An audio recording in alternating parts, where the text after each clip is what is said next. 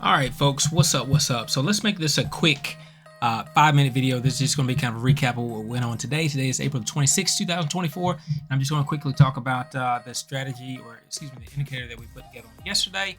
I did it on the live yesterday, so there's no reason why you shouldn't have this indicator for yourself.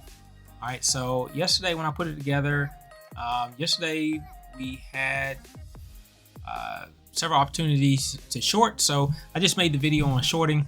All right, so I was looking here, boom, the yellow, boom, boom, boom, and boom.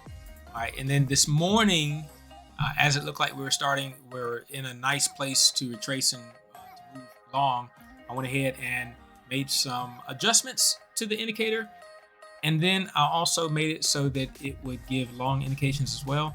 All right, so here the blue, here the blue, here the blue, here blue, here blue, here blue. But again, what happened on today, the performance for today was this: blue, move up, blue, move up, blue, up, blue, blue.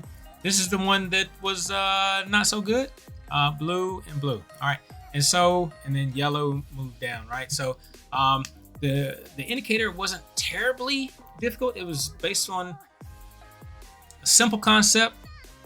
You might consider it somewhat difficult to program. Actually, I would consider it difficult to program. It took me a while to get through it. I had taken a break from programming for about a month or so. I was working on some rental properties. And so when I came back to it, I was a little bit rusty. Like I said, from yesterday, one of the main takeaways is when you're working with like arrays and some of your collections, your arrays, I think even your token list, your vectors, they're zero based. So you want to make sure that you're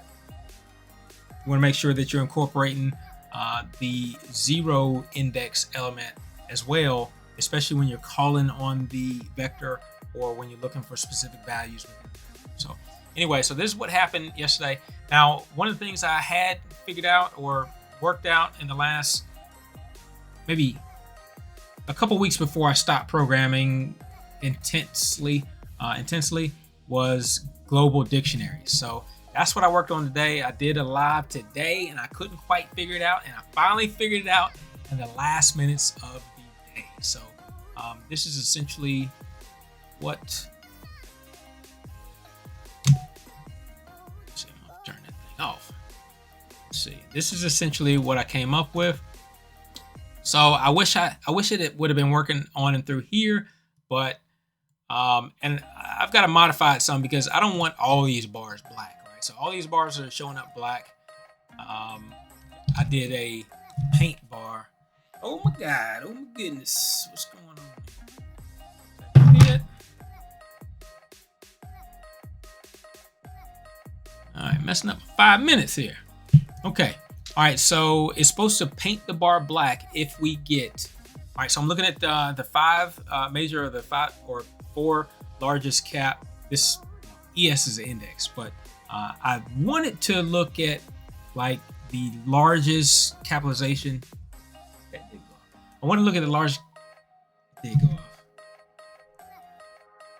I wanted to look at the largest capitalization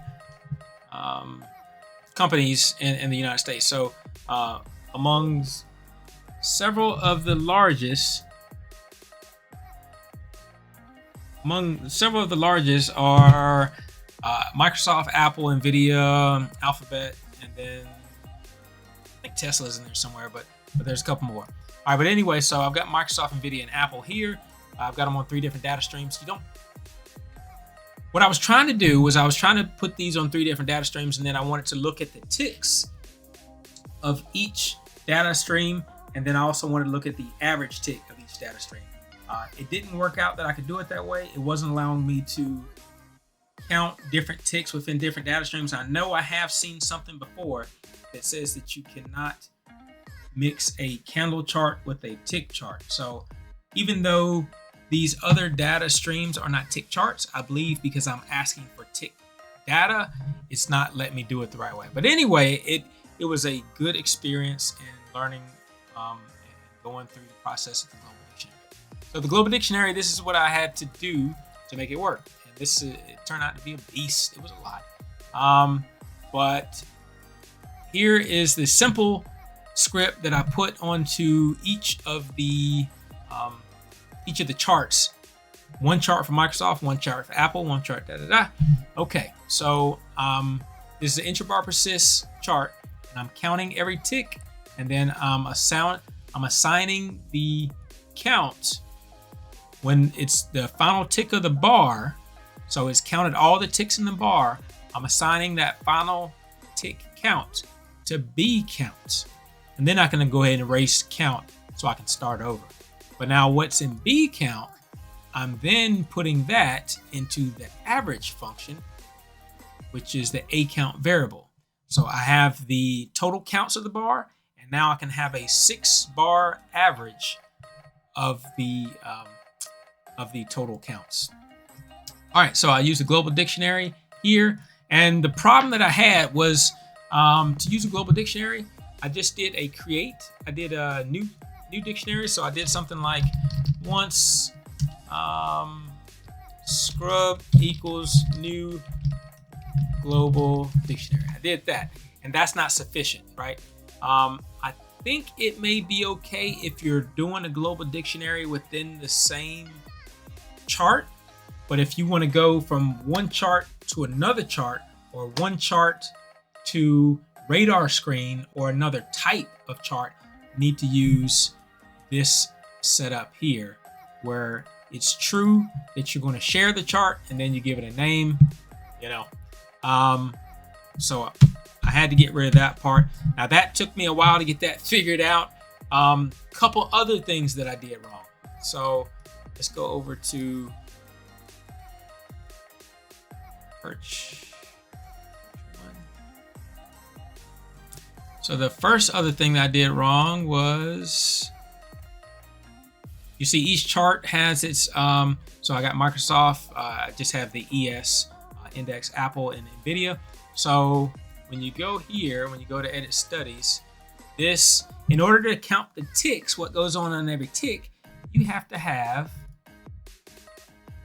you have to have intrabar on. You have to have it, so it actually looks at each individual tick. So it looks at data within the bar. So you have to have update value intrabar on. And this was off on all of them. This was off. So I should probably go back, just in case I end up using that study again. I should make that a default.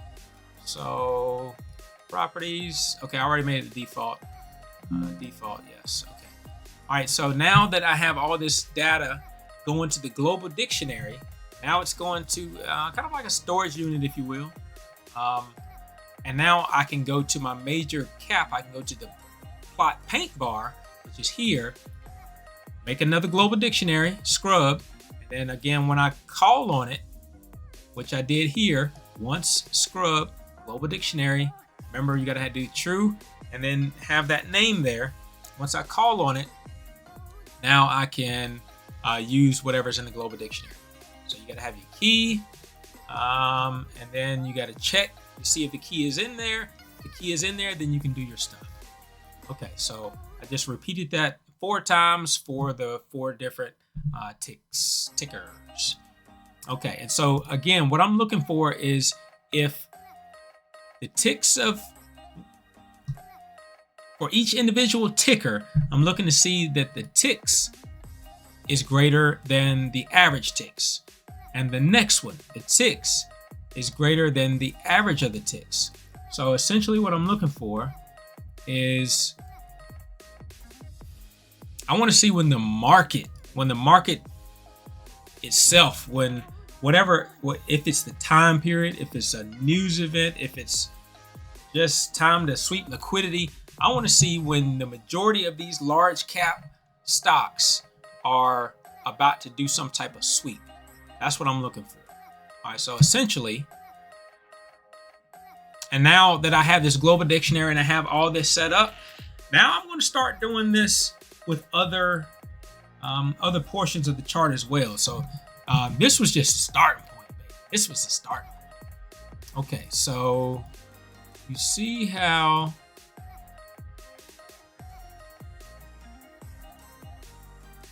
the ticks get real high here? Like this amount of ticks is way higher than the average of ticks.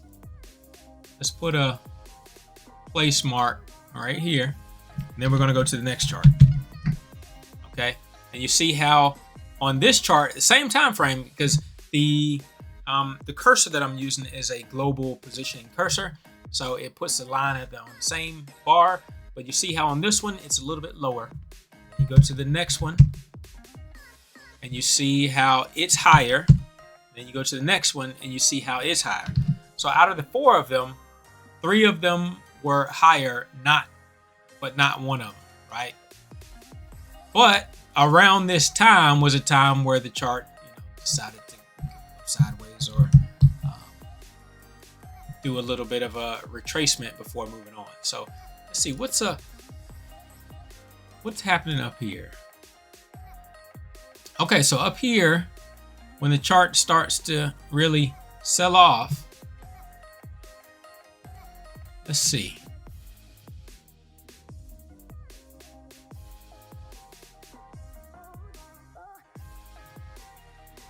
Okay, so we got this bar here, or we can look at this bar, right? All right, let's look at the next chart. That one is under. That one is under. That one is under. So I don't expect for it to be a silver bullet. I think that's a term used for something, so I don't really want to use that term, but I don't expect for this to be, the best way to tell what's going on, but I do expect for it to be a way to gain some insight. And again, even if this isn't the exactly what I'm looking for, I'm sure that it's gonna, I'll use this for something else. So I may use this for the spread, right? So I might look at the spread of all of them. If the spread of all of these stocks bounces at the same time or flattens at the same time, then I may say, hey, that's significant. So I haven't seen what the pattern is yet, but we're looking. Our eyes are open. All right, so that one's over, and that's a bottom. So let's go to the next one.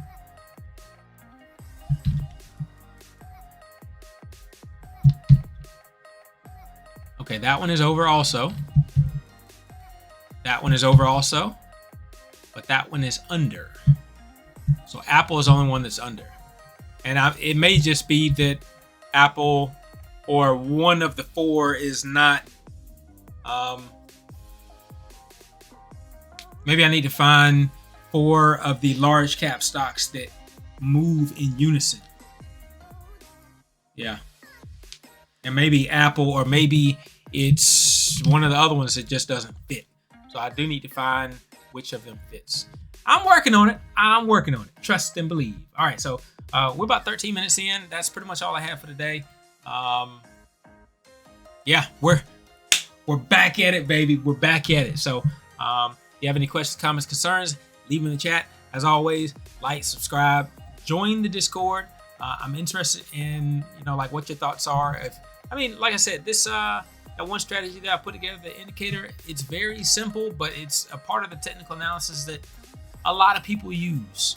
And so I just put it into a code, and it seemed to work pretty well. So some of these intent on putting into the Discord for alerts, and then one of them was already supposed to be in there for alerts. I think I turned it. I don't think I intentionally turned it off, but I turned it off while I was working on this other stuff. Okay, so this one here, you see this says Discord alerts. This is the chart that I'm supposed to leave on. Just let it run for Discord alerts. So this one here is a dip with volume. Yeah, dip with volume. All right, so this is supposed to send an alert to the Discord to say, hey, you you might think about taking an entry along or whatever the case. This is the only one that didn't work out here. And then see here, it fired off down there. This is another one. I think it's a retest. Okay, retest. And then another one on the dip with volume. Another one on the dip with volume. So I've got some decent scripts, man. I really do have some decent indicators. I need to trust them a little bit more. I spend a little bit more time with, you know, just kind of technical, not just trading, just getting into the idea of, well, honestly, in the back of my head somewhere, I'm saying I will have this figured out, hands down. I know it. So the trades that I'm taking when I'm discretionary trading, I'm not bent out of shape about them. I'm not like, oh man, it's gonna ruin my life, because I know that I'm gonna figure something out with these indicators and these strategies and that kind of thing. So that's, unfortunately, I probably don't spend as much time and energy into like technical analysis and the studying part, because I know that this here is going to hit. However, the last week or two that I did spending a little bit more time with technical analysis and looking over the charts and that kind of thing is what gave me the idea of forming, you know, this indicator here. So I can't say that it's not helpful. I can't say that it doesn't have utility. But what I'm looking for is, I'm looking for this stuff that you can't see. I'm looking for this stuff, the intrinsic stuff, the ticks. I'm looking for, you know, where the asks come in. I'm looking for the cumulative amount of asks on the chart. I'm looking for this stuff here that you don't see when you're just looking at bars on the chart.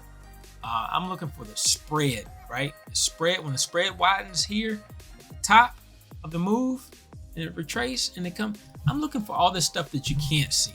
So once I get my ish together, hopefully it's not too far, you know, from now, but I'll be able to kick some butt with this thing. All right, so you see here, this is all pre-market here. You see the spread. The spreads were all kind of low, kind of tickling the bottom line, Then all of a sudden you get a real high one when it's way up here. And not only is it just way up here, let's see, let's line this up. Line. Boom. Okay, so it's right here at the top. Not only is it right here at the top, but this is also, well, it didn't quite hit that guy. Of course, we know no zones are perfect, but when it came up and retested that, once it failed with a nice deep retracement under the 200 moving average, came up, tried it again, and then it just kind of tanked from there. But what is at this level? 81.45. I imagine something is at that level.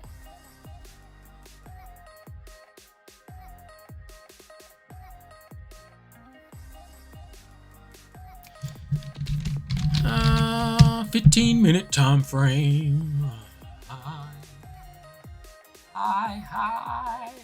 Where was it? I don't even remember where it was. I think it was here. I think it just retraced from here. Wasn't that it? Wasn't that the highest? Let's draw a line. And we're gonna make it thick. All right, and then we can see. Well, I don't see anything right offhand where it retraced off of. 25. Oh, well, it kind of hit this bottom here. Okay. All right. Well, there we go. I mean, because coming through here, it's so thin there. There's nothing to hang your hat on there. But this level here, yeah, that's something. Okay. All right. So, guys, that's about it. That's all I'm gonna do today. We'll be doing some coding over the weekend, I'm sure, or maybe not. Maybe not. I need to give myself a break. And I think that's one of the things I've been doing over the last month as well. You know, I had the rental property deal that I had to do. I had a tenant turnover, so that probably took me a week or so, week and a half. Wasn't that big a deal, but after that, I kind of said, you know what? I need to have balance, because I don't want to say I'm a workaholic, but I like to think. And I feel like if I'm not thinking or doing, then something's wrong with my ethic, with my work ethic. And so I'm always on. Even around here, even yesterday, I wasn't really doing a lot with coding, but I'm running around the house, I'm cleaning up, I'm mopping the floor, I'm doing. And then normally, like in the afternoons, I might do some coding or programming. I went to the gym, right?